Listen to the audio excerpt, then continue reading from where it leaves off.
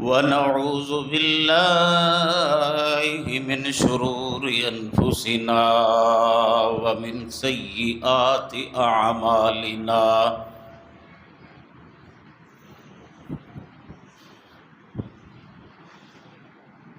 من يهده الله فلا مضل له ومن يضلله فلا هادي له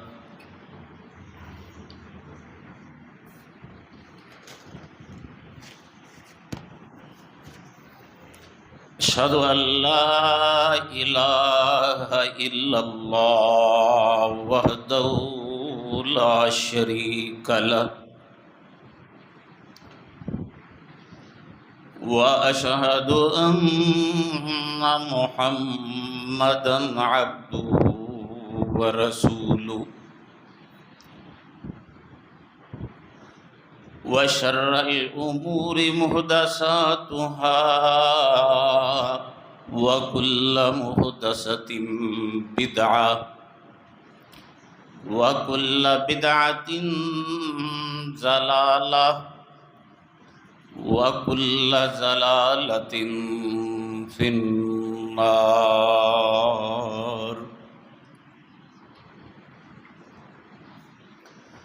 اللهم صل على محمد وعلى آل محمد كما صليت على إبراهيم وعلى آل إبراهيم إنك حميد مجيد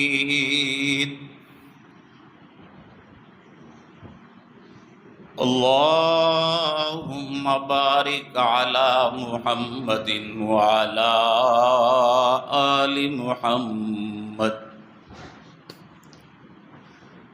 كما باركت على إبراهيم وعلى آل إبراهيم إنك حميد مجيد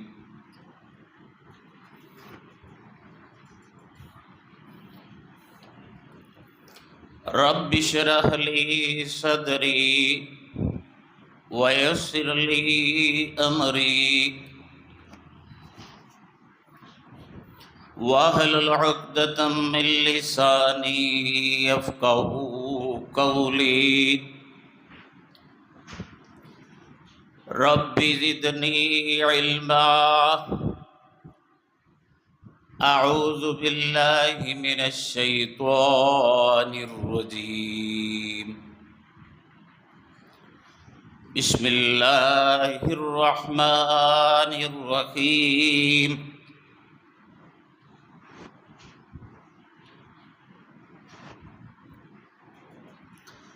واذكر في الكتاب إبراهيم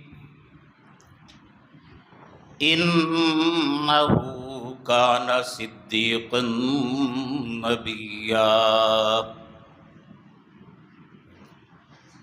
إذ قال لأبيه لم تعبد ما لا يسمع ولا يبصر ولا يغني عنك شيئا يا أبتي قد جاءني من العلم يا أبتي إني قد جاءني من العلم ما لم يأتك فاتبعني أهدك صراطا سويا يا أبت لم تعبد يا أبت لا تعبد الشيطان إن الشيطان كان للرحمن عصيا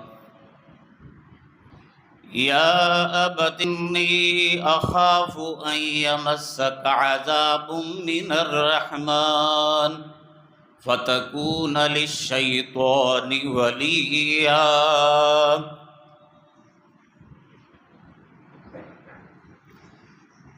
ہر قسم کی حمد و ثنا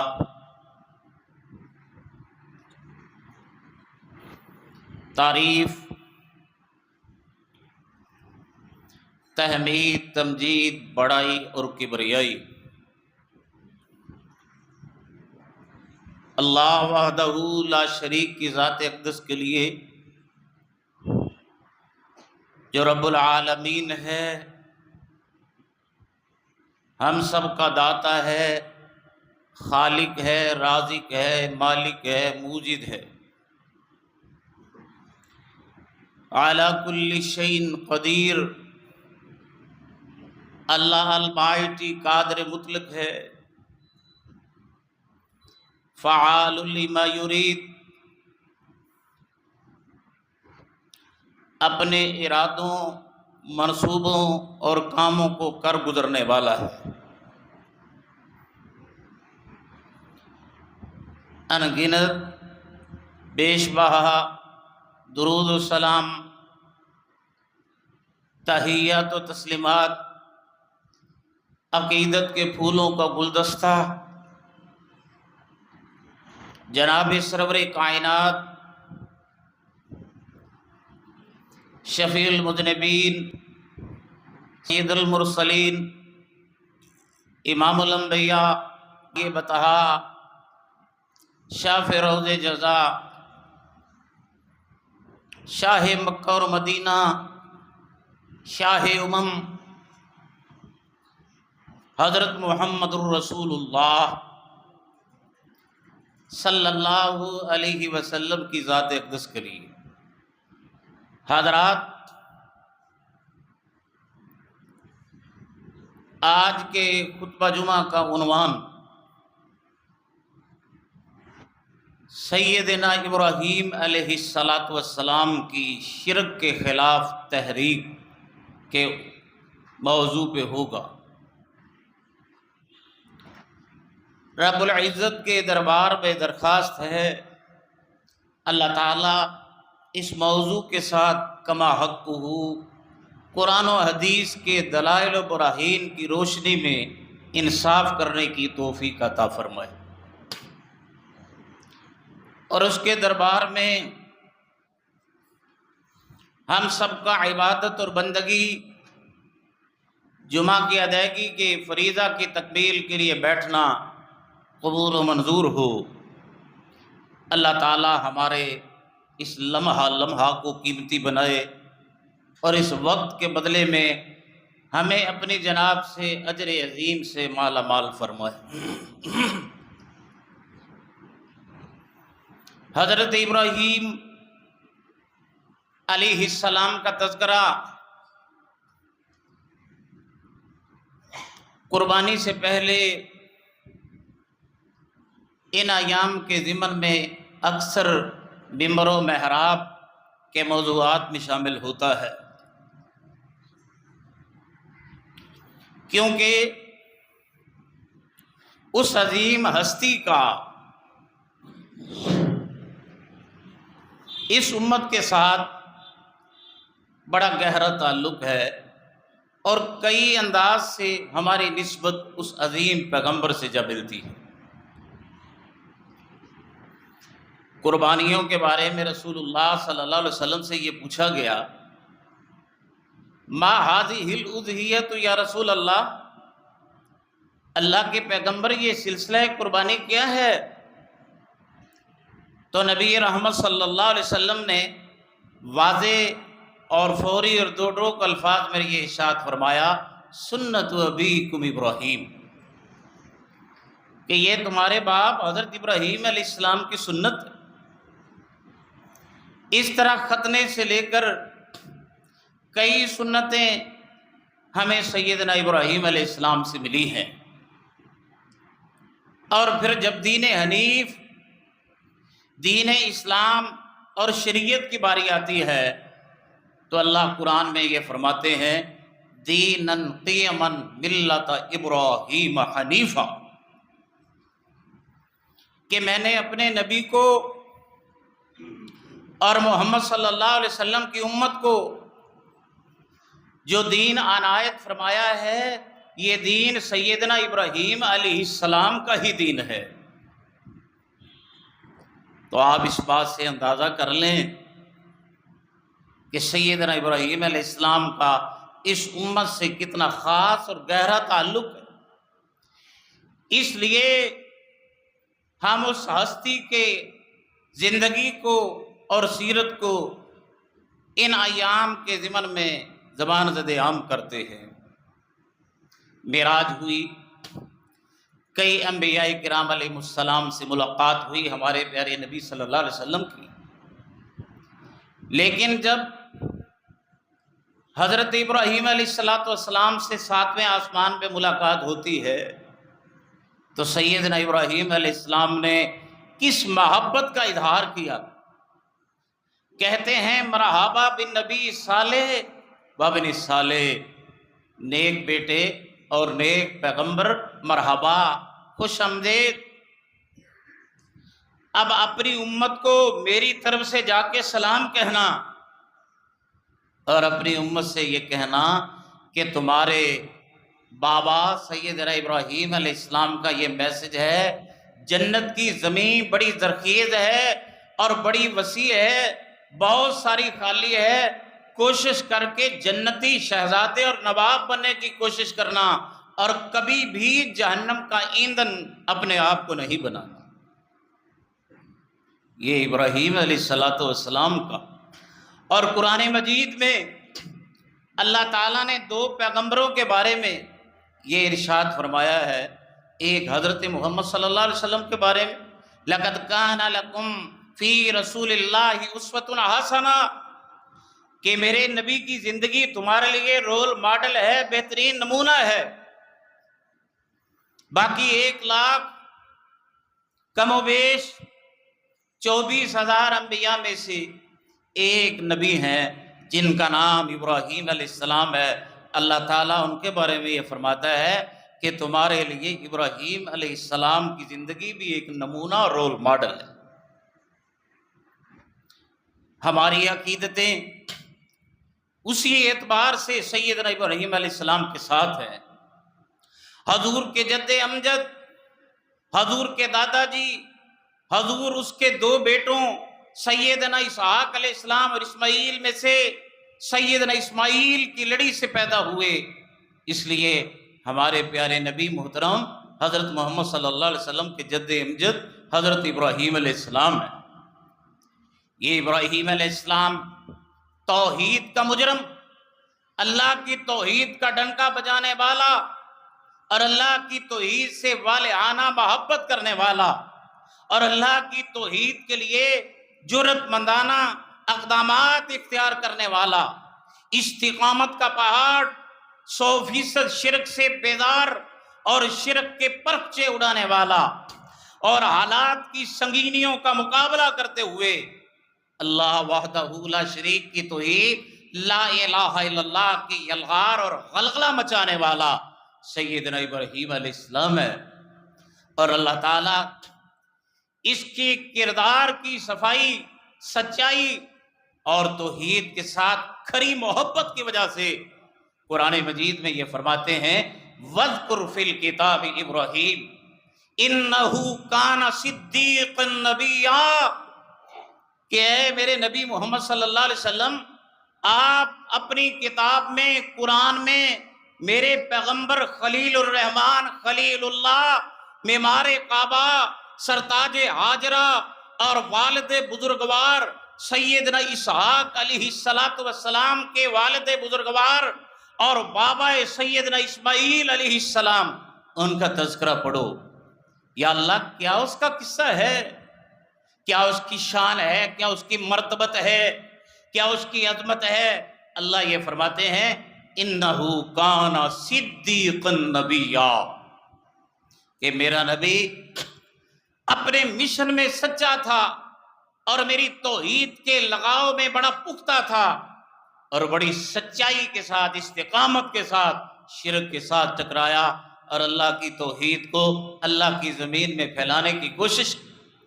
پھر اللہ تعالیٰ اس کی محنت کے بارے میں یہ فرماتے ہیں ان ابراہیم کان امۃ واحدہ، کہ ایک طرف پوری امت کی محنت رکھ دو اور ایک طرف اکیلے ابراہیم علیہ السلام کی شرک کے خلاف بیداری اور توحید کی محبت کی محنت کو رکھ دو۔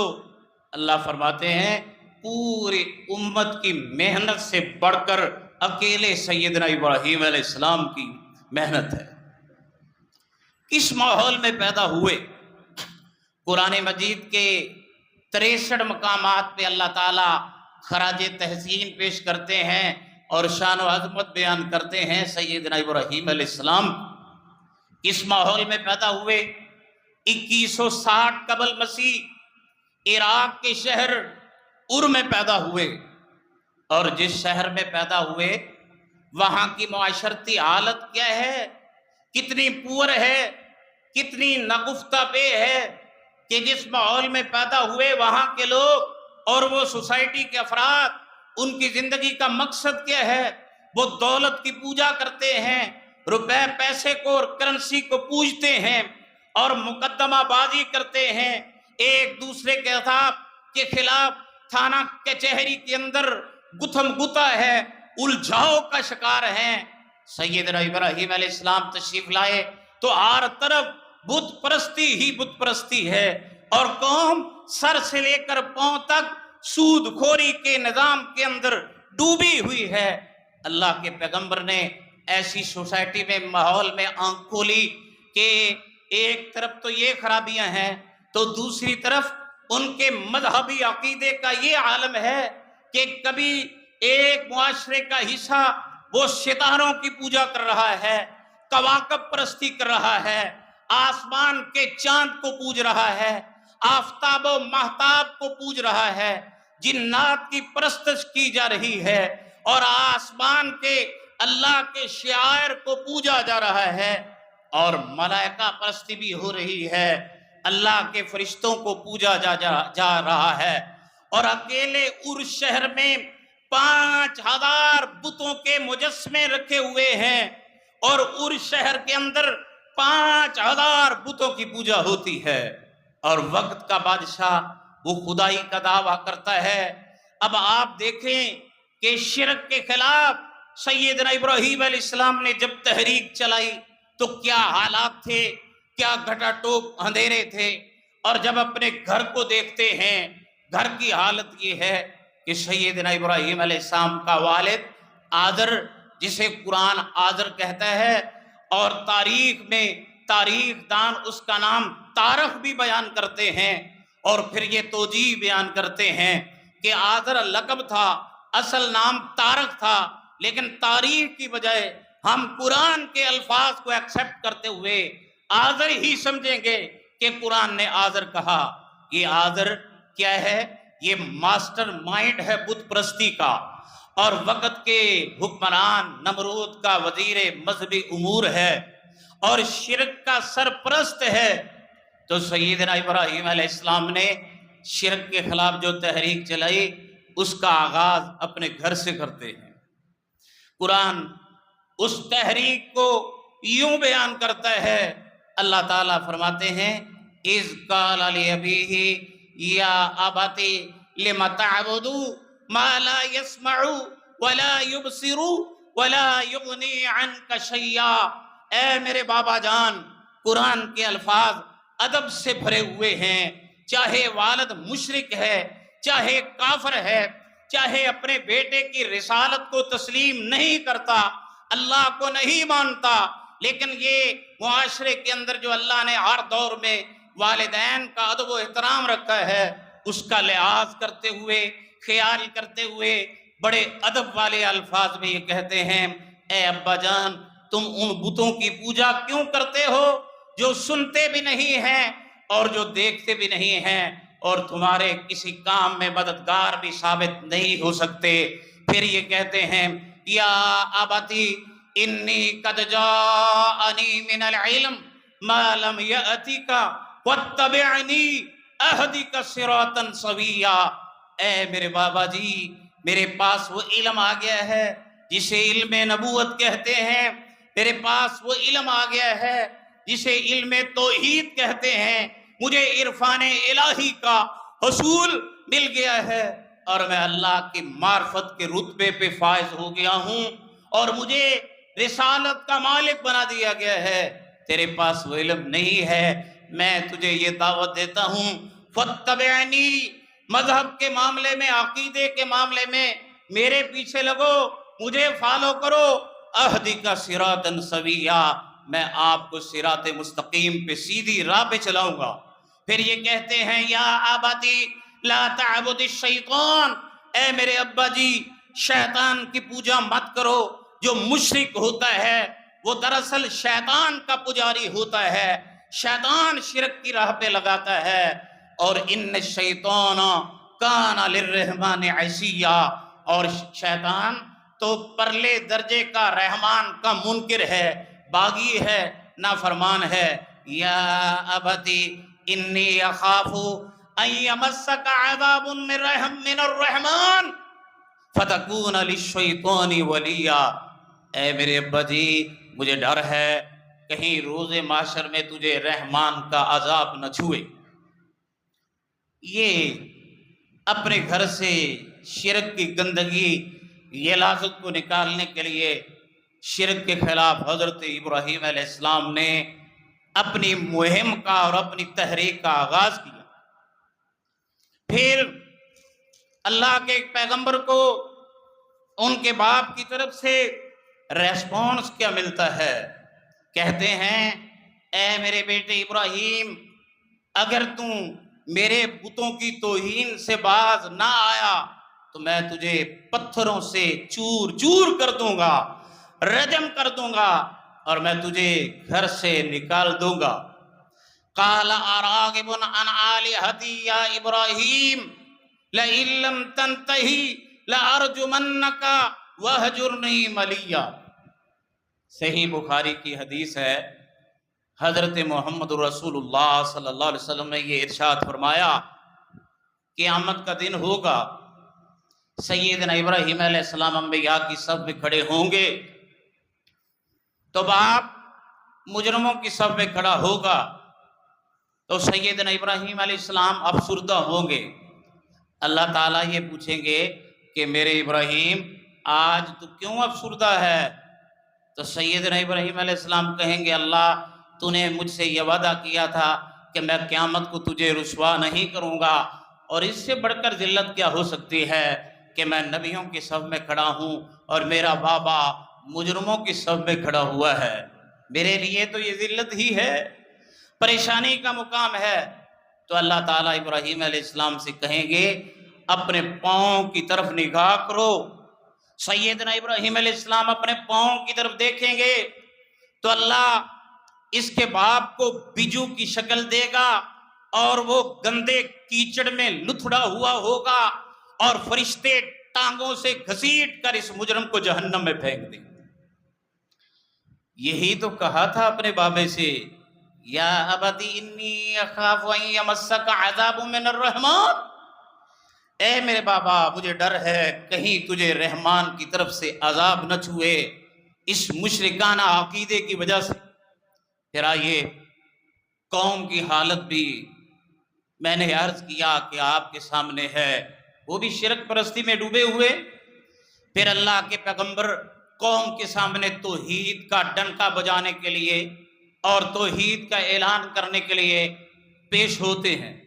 قرآن یہ فرماتا ہے وَاتْلُ عَلَيْهِمْ نَبَأَ إِبْرَاهِيمَ إِذْ قَالَ لِأَبِيهِ وَقَوْمِهِ مَا هَذِهِ التَّمَاثِيلُ الَّتِي أَنْتُمْ لَهَا عَاكِفُونَ قَالُوا نَعْبُدُ أَصْنَامًا فَنَظَلُّ لَهَا عَاكِفِينَ قَالَ هَلْ يَسْمَعُونَكُمْ إِذْ تَدْعُونَ أَوْ يَنْفَعُونَكُمْ أَوْ يَضُرُّونَ قَالُوا وَجَدْنَا آباءنا كذلك يفعلون۔ اللہ یہ فرماتے ہیں ان لوگوں کے سامنے اے محمد صلی اللہ علیہ وسلم حضرت ابراہیم علیہ السلام کی قوم کی خبر پڑھو۔ جب اس پیغمبر نے اپنی قوم سے کہا ما هذه التماثيل التي انتم لها عاكفون، یہ کیا مورتیاں ہیں تمہارے ہاتھوں سے تراشے ہوئے بت؟ یہ کیا مڑیاں ہیں؟ یہ کیا پتھر ہیں جنہیں پوج رہے ہو؟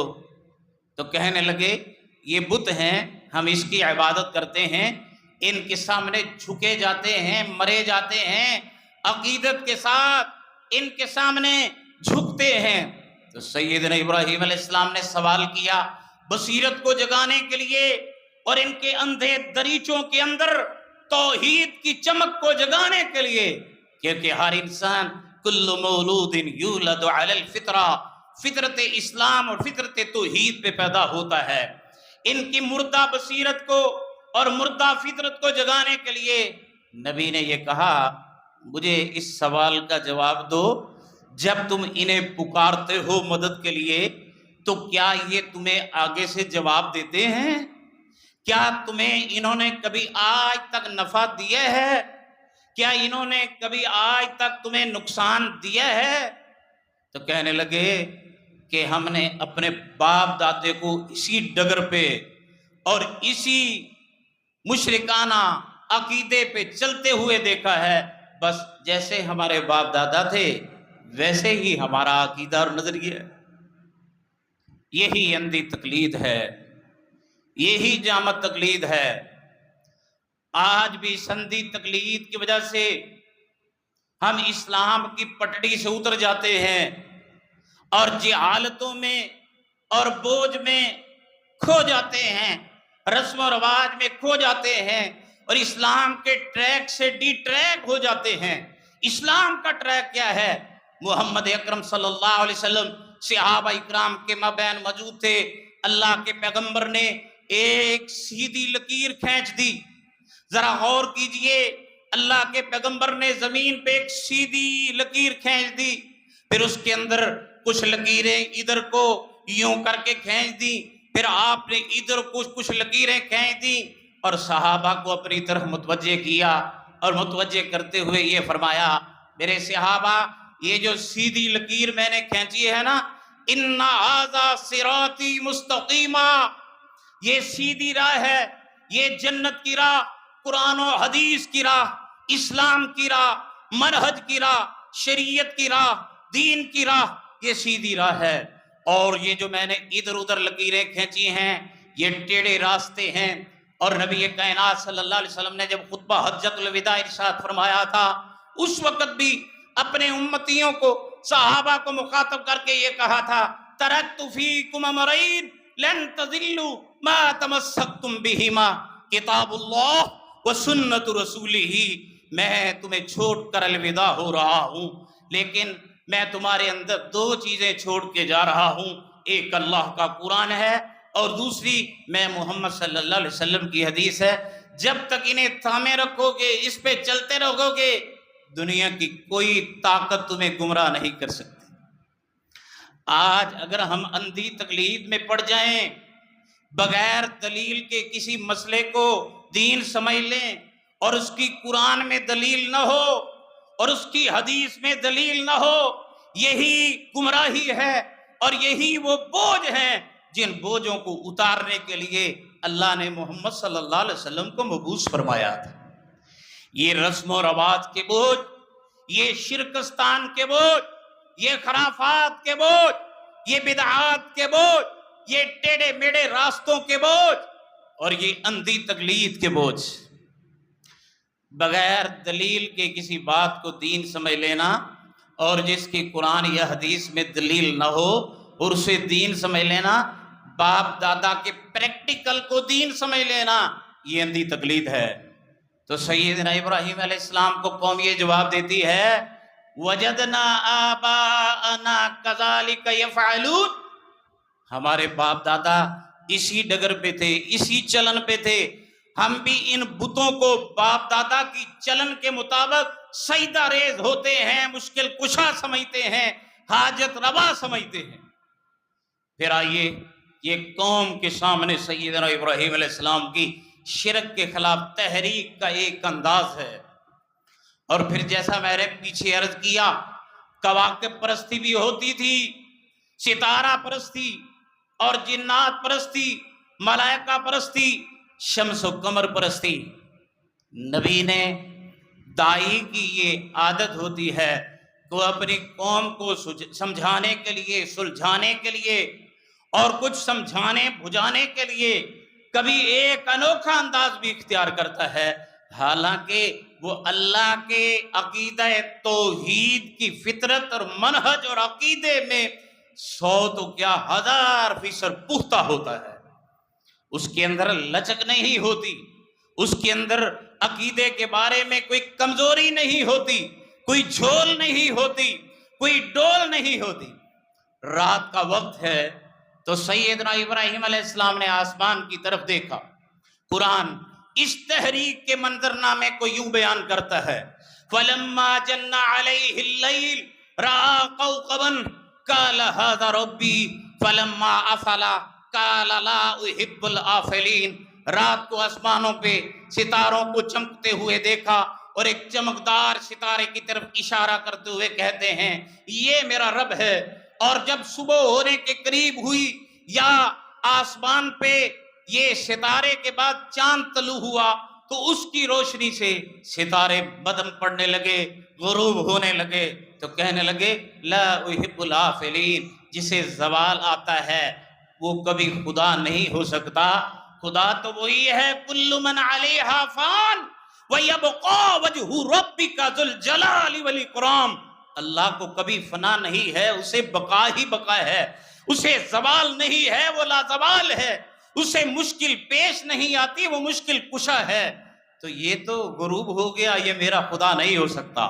پھر جب آسمان کے چاند کو دیکھا فَلَمَّا رَأَى الشَّمْسَ فَلَمَّا رَأَى الْقَمَرَ بَازِغًا قَالَ هَٰذَا رَبِّي، اور جب آسمان پہ چاند طلوع ہوا تو کہنے لگے یہ میرا رب ہے۔ فَلَمَّا أَفَلَ قَالَ لَئِن لَّمْ يَهْدِنِي رَبِّي لَأَكُونَنَّ مِنَ الْقَوْمِ الضَّالِّينَ۔ پھر جب وہ غروب ہوا تو کہتے ہیں اگر میرے رب نے مجھے توحید کی سیدھی راہ نہ دکھائی تو میں بھی گمراہ ہو جاؤں گا۔ فَلَمَّا رَأَى الشَّمْسَ بَازِغَةً قَالَ هَٰذَا رَبِّي هَٰذَا أَكْبَرُ فَلَمَّا أَفَلَتْ قَالَ يَا قَوْمِ إِنِّي بَرِيءٌ مِّمَّا تُشْرِكُونَ إِنِّي وَجَّهْتُ وَجْهِيَ لِلَّذِي فَطَرَ السَّمَاوَاتِ وَالْأَرْضَ حَنِيفًا وَمَا أَنَا مِنَ الْمُشْرِكِينَ۔ چاند کے بعد صبح ہوئی، سورج طلوع ہوا تو کہنے لگے ہذا ربی ہذا اکبر، یہ بڑا ہے وجود میں، حجم میں، یہ میرا رب ہے۔ اور جب شام کا وقت قریب ہوا، سورج بھی غروب ہونے لگا تو کہتے ہیں اے میری قوم میں بالکل بیزار ہوں، نفرت کرتا ہوں، اعلان برات کرتا ہوں، علیحدگی کا اعلان کرتا ہوں اس سے جن چیزوں کو خدا کا شریک بنا کر تم پوج رہے ہو، یعنی کبھی ستاروں کو، کبھی چاند کو، کبھی سورج کو۔ اور پھر کہنے لگے انی وجہت وجہی للذی، بے شک میں اپنی توجہ کرتا ہوں، میں اس اللہ کی توحید کو مانتا ہوں، فطر السماوات والارض، جس نے تمام 7 آسمان بنائے اور 7 زمینیں بنائی، حنیفہ، اور میں یک طرفہ ہوں، یکسو ہوں، اسے چھوڑ کر کبھی کسی کے در پہ جانا گوارا نہیں کروں گا، کسی کا گدا کر نہیں بنوں گا، کسی کو نافع اور ضار ذات نہیں سمجھوں گا، کسی کو حاجت روا اور مشکل کشا نہیں سمجھوں گا۔ وما انا من المشرکین، میں کبھی مشرک نہیں ہو سکتا۔ اب آپ یہ اندازہ کریں کہ کواکب پرستی، شمس و قمر پرستی، یہ اللہ کے نبی نے کیسے اس کے خلاف تحریک چلاتے ہوئے کس خوبصورت انداز میں اس کی نفی کی ہے اور کیسا قوم کے سامنے حقیقت کو رکھا ہے۔ پھر میں نے یہ عرض کیا کہ وقت کے بادشاہ کا نام ہے نمرود اور وہ خدائی کا دعویٰ کرتا ہے، شہر میں اس کے بڑے بڑے مجسمے پڑے ہوئے ہیں اور جب اس کے دربار میں کوئی حاضری کے لیے جاتا ہے تو پہلے سجدہ ریز ہوتا ہے۔ نبی نے کہا آج میں بھی بادشاہ کے دربار میں جاؤں گا، یا بادشاہ کی طرف سے سیدنا ابراہیم علیہ السلام کو مدعو کیا گیا، بلایا گیا تو سیدنا ابراہیم علیہ السلام ایک غیرت مند توحید پرست کی طرح اس کے دربار میں پیش ہوئے۔ آج آپ دیکھتے ہیں بڑوں کے سامنے لوگ جب پیش ہوتے ہیں تو جھک کر گھٹنوں کو ہاتھ لگاتے ہیں اور ان کے گھٹنوں کو چومنے تک جاتے ہیں اور جھکتے ہیں، اور عقیدت کے اندر نذرانہ عقیدت کے اندر آ کر وہ اس طرح رکوع کرتے ہیں جیسے اللہ کے سامنے کیا جاتا ہے۔ وہ اس طرح، یہ آج میڈیا کا زمانہ ہے، قبروں کے سامنے اور قبروں کے مجاوروں کے سامنے اور باباؤں کے سامنے دوزانو ہو کر سجدے کی طرح بالکل سجدہ ریز ہو جاتی ہے۔ یہ پرلے درجے کا شرک ہے اور یہ پرلے درجے کے عقیدے کی گندگی ہے۔ محمد اکرم صلی اللہ علیہ وسلم اللہ کے پیغمبر تشریف فرمائے ہیں، دور سے ایک اونٹ بھاگتا ہوا آیا اور رسول اللہ کے قدموں میں آ کر سر رکھ دیا، اور صحابہ نے منظر کو دیکھ کر کہا تسجدوا لک البہائم، آپ کو بے زبان جانور چار پائے بھی سجدہ کرتے ہیں، ہم تو امتی ہیں، اول حق ہمارا ہے، ہم آپ کو سجدہ کریں۔ تو محمد رسول اللہ صلی اللہ علیہ وسلم کے الفاظ کیا تھے؟ اس سے بڑھ کر کوئی ہستی اور ہو سکتی ہے کہ جس کے لیے عقیدت کی جائے؟ آپ سے بڑھ کر کوئی اور کسی کا دربار ہو سکتا ہے جو کائنات کے اندر یہ رسول اکرم صلی اللہ علیہ وسلم کے روضہ پاک، روضہ پر انوار، اس سے بڑھ کر بڑا کوئی دربار ہو سکتا ہے؟ لیکن نہیں میرے بھائیوں، جب مسلمان وہاں پہ عقیدے کی کمزوری کا اظہار کرنے کی کوشش کرتے ہیں تو وہاں پہ تعینات توحید پرست سلفی سیکورٹی گارڈ وہ کہتے ہیں حاجی یا اللہ، حاجی ادعو اللہ، حاجی توجہ الی الکعبہ، حاجی اللہ فی السماء۔ لیکن یہ مسلمان آج کیا کر رہا ہے؟ اندھی عقیدت اور اندھی تقلید میں آ کر یہ اپنے عقیدے کا بیڑا غرق کر رہا ہے، اپنے منہج کا اور عقیدے کا خانہ خراب کر رہا ہے۔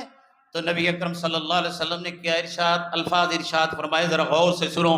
آپ نے فرمایا اگر اللہ کے علاوہ کسی کو سجدہ جائز ہوتا تو میں بیوی سے کہتا اپنے سر کے تاج قامت کو سجدہ کرے۔ پھر لوگ یہ کہتے ہیں نہیں جی، ہم عبادت کا، نماز کا سجدہ تو اللہ کو ہی کرتے ہیں، لیکن عقیدت کا سجدہ ہم بزرگوں اور بڑوں کو کرتے ہیں۔ مجھے بتلاؤ یہ اونٹ کا سجدہ کیا یہ نماز کا سجدہ تھا؟ یہ محمد صلی اللہ علیہ وسلم کے ساتھ عقیدت کا سجدہ تھا، لیکن نبی نے اسی عقیدت کے سجدے کی بھی نفی کرتے ہوئے کہا عبادت کا سجدہ بھی اللہ کے لیے اور عقیدت کا سجدہ بھی اللہ کے لیے۔ تو سیدنا ابراہیم علیہ السلام کی پیشی ہوئی نمرود کے دربار میں، وہاں دیکھا لوگ سجدہ ریز ہوتے ہیں، لیکن پیغمبر ایک غیرت مند موحد کی طرح کھڑا رہا اور پیش ہوا۔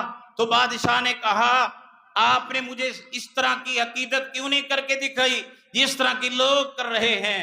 تو سیدنا ابراہیم نے کہا یہ عقیدت اس کے لیے تو میرا اللہ کافی ہے، اور یہ عقیدت اسی کے لیے روا اور جائز ہے، اس کے علاوہ کسی اور کے لیے جائز نہیں ہے۔ بادشاہ کے دربار میں پریشر بھی تھا، قوت بھی تھی، بادشاہ کی جارحیت بھی ہو سکتی تھی، حالات کی سنگینیوں کا سامنا بھی کر سکتے تھے، پرچے بھی کٹ سکتے تھے، جیل میں بھی جا سکتے تھے، لیکن توحید والا وہ جہاں بھی ہوتا ہے جبل استقامت ہوتا ہے۔ اللہ اپنے نبی کی توحید کی محنت کی قوت کو قرآن کا اللہ تعالیٰ زینت بنا کر یوں بیان کرتے ہیں الم تر الی الذی حاج ابراہیم فی ربہ ان آتاہ اللہ الملک اذ قال ابراہیم ربی الذی یحیی ویمیت قال انا احیی وامیت قال ابراہیم فإن اللہ یأتی بالشمس من المشرق فأت بها من المغرب فبہت الذی کفر واللہ لا یہدی القوم الفاسقین۔ اے ابراہیم تیرا رب کون ہے؟ کہا ربی الذی یحیی ویمیت، جو موت و حیات کا مالک، تبارک الذی بیدہ الملک وہو علی کل شیء قدیر الذی خلق الموت والحیات لیبلوکم ایکم احسن عملا۔ وہ ہے جو زندگی اور موت کا مالک ہے۔ کہنے لگا یہ کون سی بات ہے، زندگی کا مالک تو میں بھی ہوں، موت کا مالک تو میں بھی ہوں۔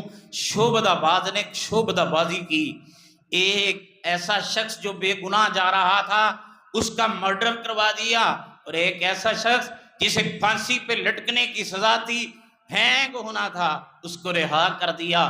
کہنے لگا دیکھو اسے میں نے مار دیا اور اسے میں نے زندگی دے دی۔ لیکن توحید پرست کی عقل وہ ایک عام انسان کی عقل سے کہیں زیادہ ہوتی ہے، اور پیغمبر کی عقل انسانوں کی عقلوں کی جہاں پہ انتہا ہوتی ہے، اس سے آگے پیغمبر کی روشن دماغی اور روشن عقل کا آغاز ہوتا ہے۔ نبی نے دیکھا کہ میری اس دلیل کے سامنے اس نے شعبدہ بازی کی ہے، کیوں نہ میں ایسی ٹھوس دلیل پیش کروں جس دلیل کے سامنے یہ لاچار ہو جائے، یہ بے بس ہو جائے اور اس کی بولتی بند ہو جائے۔ تو نبی نے کہا میرا اللہ وہ ہے جو سورج کو مشرق سے لاتا ہے، اگر تو خدا ہے تو سورج کل مغرب سے نکال کے دکھا۔ فَبُہِتَ الَّذِي كَفَرَ، کافر لاجواب ہو گیا۔ اللہ کہتے ہیں اللہ کبھی فاسقوں کو، گمراہوں کو، جن کی شرک نے مت ماری ہوئی ہو اور جن کے دماغوں کے اندر شرک کی گندگی بھری ہوئی ہو، نجاست بھری ہوئی ہو، پلیتی بھری ہوئی ہو اور توبہ کا ارادہ نہ رکھتے ہوں، اللہ تعالیٰ کبھی توحید کے دلائل آنے اور دیکھنے کے باوجود بھی ایسے فاسقوں فاجروں کو کبھی ہدایت کی راہ نہیں دکھاتے۔ ہدایت کی راہ تو اسے ہی دکھتی ہے نا جو دلیل آنے کے بعد مان جاتا ہے۔ اکرمہ بن ابی جہل رضی اللہ عنہ، ابو جہل کا بیٹا، وہ پرلے درجے کا اسلام کا دشمن، رسول اللہ کا گستاخ، جہالت کا مینار، لیکن بیٹا اکرمہ قسمت کے کیا کہنے، بحری بیڑے کے اندر بیٹھے ہوئے جہاز کے اندر سفر کر رہے ہیں، اور یہ بحری بیڑا طغیانیوں کے اندر آ گیا۔ کافروں نے، سوار لوگوں نے اور بیڑے کے مالک نے کہا محمد کے رب کو بلاؤ، ان پانی کی طغیانیوں کے اندر، لہروں کے اندر، گردابوں کے اندر اگر کوئی مدد کر سکتا ہے تو رب محمد کر سکتا ہے، باقی چھوٹے موٹے کاموں میں وہ ہمارے 360 بت، ہمارے 360 خدا جو خانہ کعبہ کے اندر رکھے ہوئے ہیں وہ ہماری مدد کریں گے۔ تو اکرمہ بن ابی جہل ان کے ساتھ مل کر اللہ اللہ اللہ کو مشکل کشا سمجھ کر پکارنے لگا، اور بیڑا پار ہو گیا۔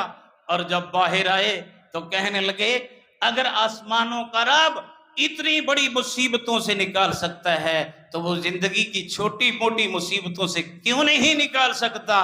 اکرمہ بن ابی جہل نے اس واقعے کو دیکھ کر، اس روشن دلیل کو دیکھ کر لا الہ الا اللہ محمد رسول اللہ کلمہ شریف پڑھا اور مسلمان ہو گیا، محمد کا غلام ہو گیا، رسول اللہ کا صحابی ہو گیا۔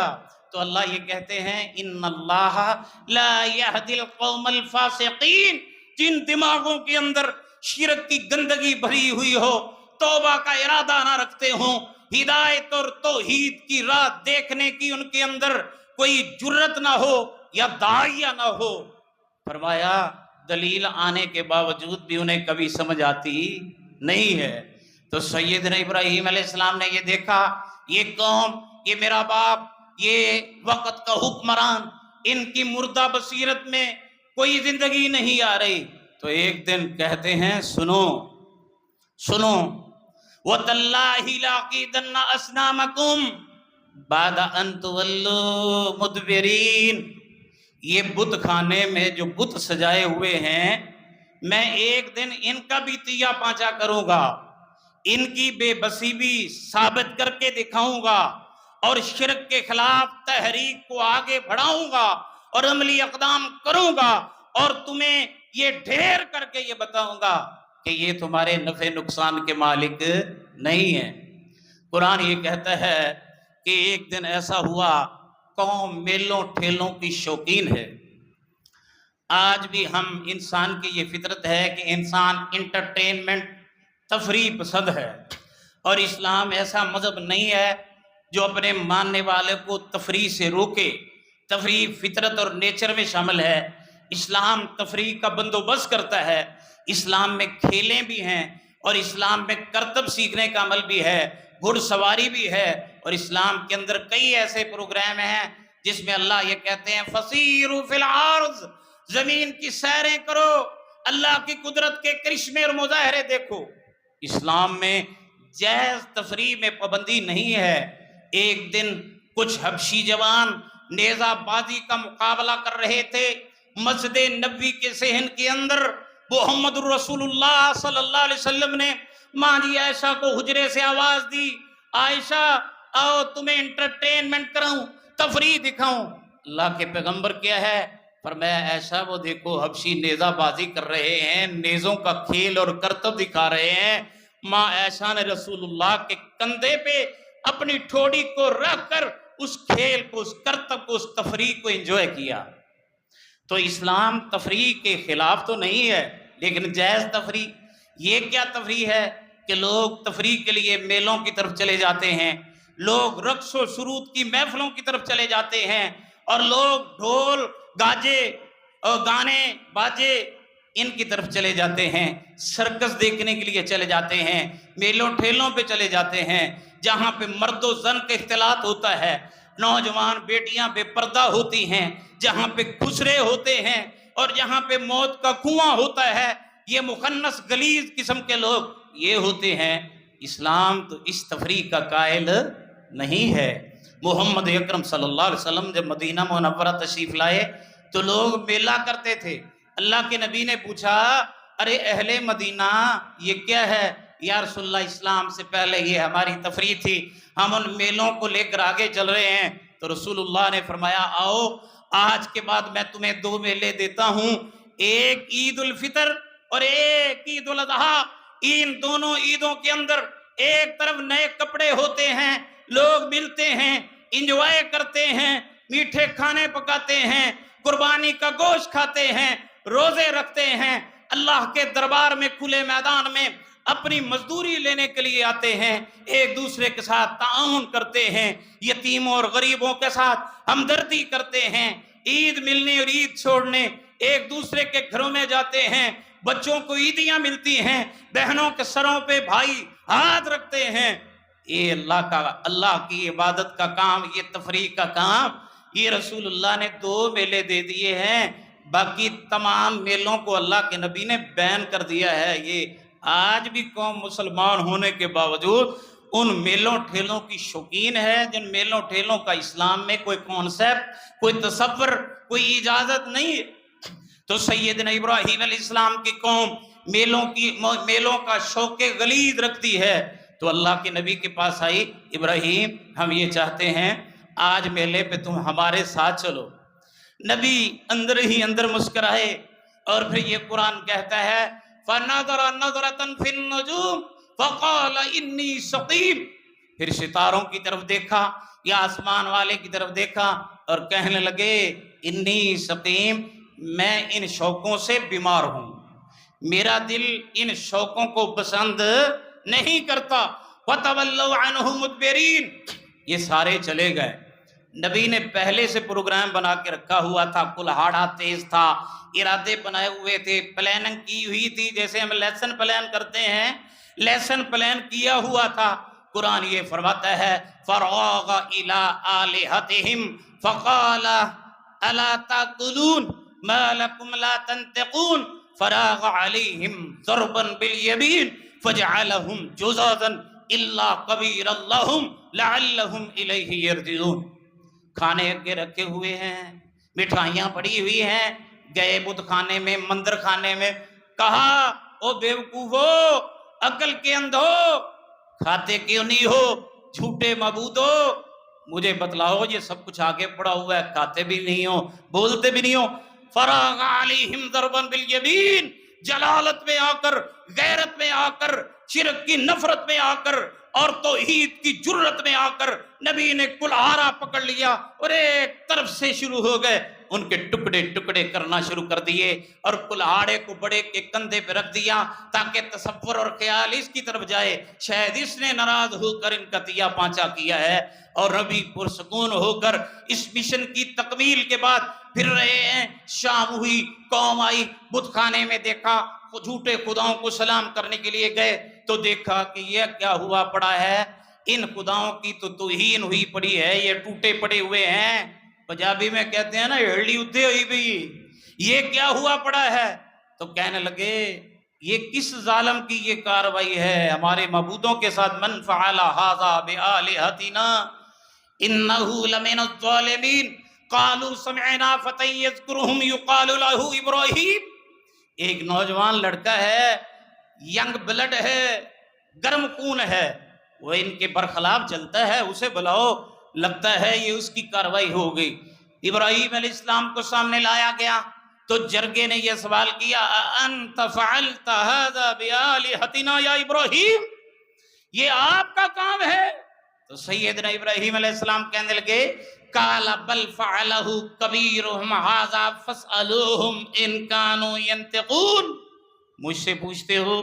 مجھے تو یوں لگتا ہے یہ بڑے کی کاروائی ہے، مجھ سے کیوں پوچھتے ہو؟ جن کے ساتھ ہوا ہے، بیتی ہے، گزری ہے، ٹکڑے ٹکڑے ہوئے ہیں، پاش پاش ہوئے ہیں، زخمی ہوئے ہیں، اور جن کے جسموں کے پیسز ہو گئے ہیں، مجھ سے کیا پوچھتے ہو؟ ان سے پوچھ دو۔ یہ گردنوں کو جھکا کر سوچو بچار کے بعد کہتے ہیں ابراہیم تجھے پتا ہے یہ اتنے شریف ہیں، یہ بولتے نہیں ہیں۔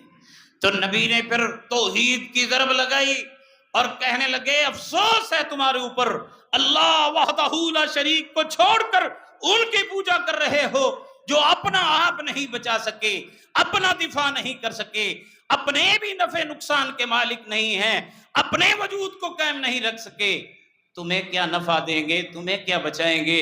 تو کہنے لگے پکڑو پکڑو، یہی گستاخ ہے، یہی گستاخ، اللہ ہی جانتا ہے، پکڑ کے جیل میں دے دیا، کتنی گستاخیاں کی ہوں گی، کتنے آوازیں کسے ہوں گے، کتنے نبی کے برخلاف ایک زبان ہو کر یکجہتی کے ساتھ یہ بولے ہوں گے۔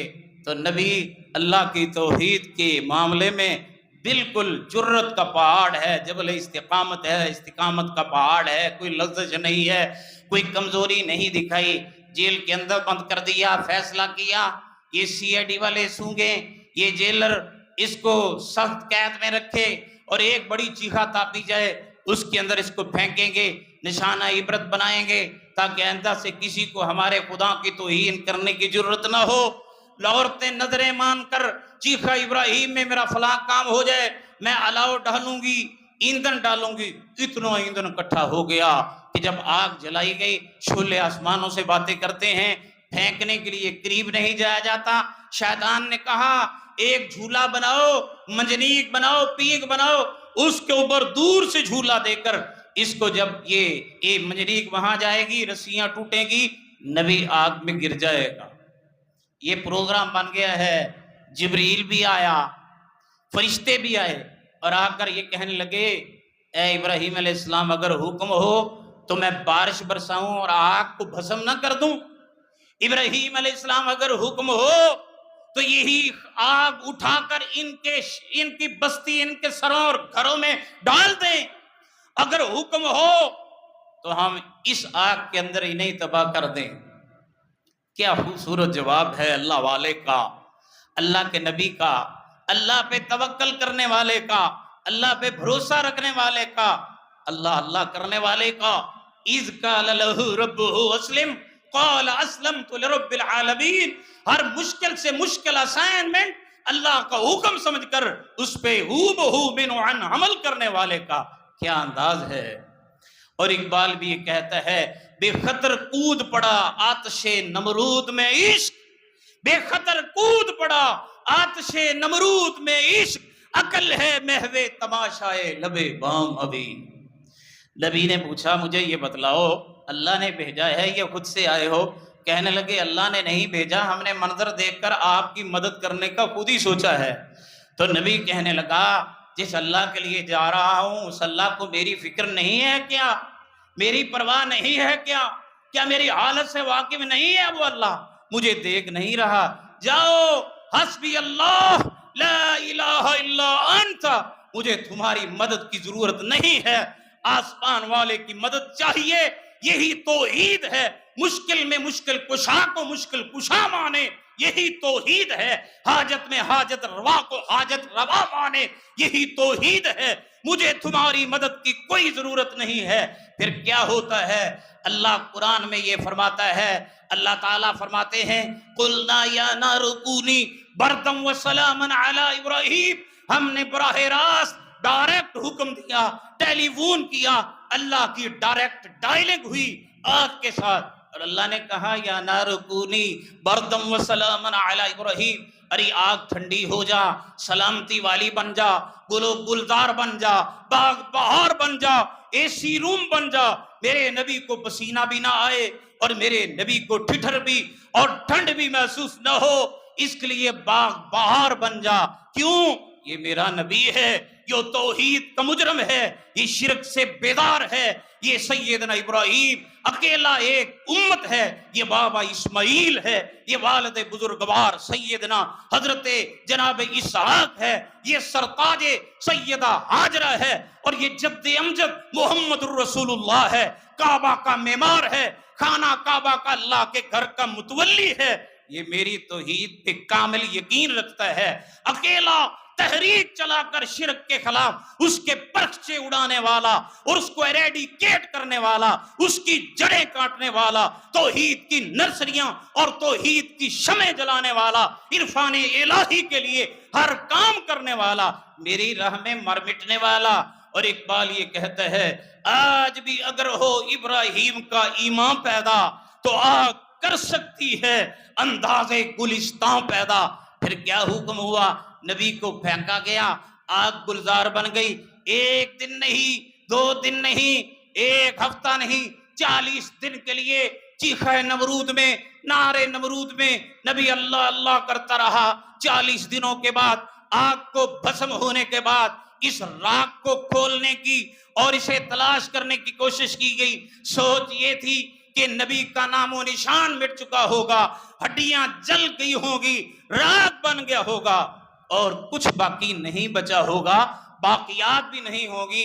لیکن جب دیکھتے ہیں نبی خوش و خرم ہے، چہرے پہ تبسم ہے، مطمئن ہے اور اللہ کا ذکر کر رہا ہے، اس کے نغمے آلاپ رہا ہے، اس کے گیت گا رہا ہے، تو اللہ تعالیٰ قرآن کے یہ 63 مقامات پہ اس نبی کا کیوں نہ تذکرہ کرے اور کیوں نہ کہے وَاذْكُرْ فِي الْكِتَابِ إِبْرَاهِيمَ إِنَّهُ كَانَ صِدِّيقًا نَبِيًّا۔ اے محمد قرآن میں ابراہیم کا تذکرہ پڑھو، وہ میری توحید کے لیے بڑا کڑا تھا، بڑا سچا تھا، صادق تھا، صدیق تھا، میرا نبی تھا۔